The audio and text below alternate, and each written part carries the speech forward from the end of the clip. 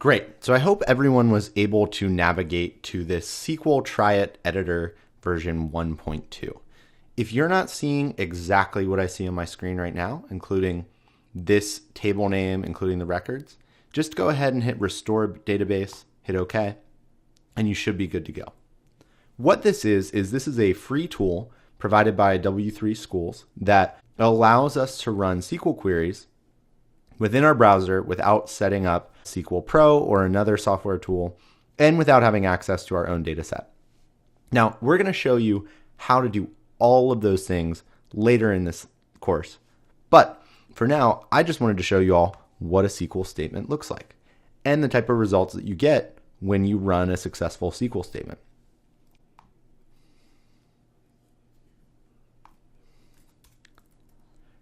Great, so I'm going to start typing our first SQL statement.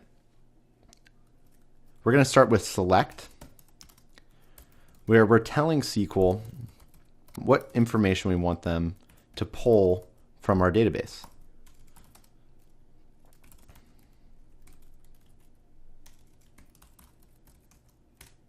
And then we're going to say from the orders table, join customers on customers ID.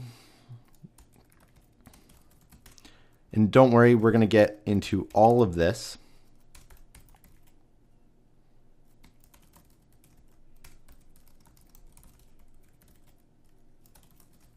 later in the course. Now take a look at this statement. I want you to try and take one guess at what this statement is going to do. If you have no idea, that is totally fine. But just try and take a guess and see, what is this statement going to return? Perfect.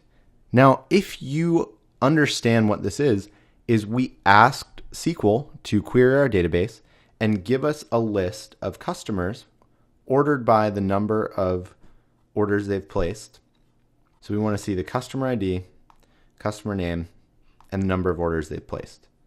Then we're going to order them by the number of orders they placed. If we want to switch this and make it so that it's in descending order, we can just type DESC and boom. Now we know that Ernst Handel is our most valuable customer or our most loyal. Now, on your end, I want you to type out this statement exactly as you see it and try running it in the same W3 Schools editor. Try it, give it a shot, be sure to type it out and see what you get.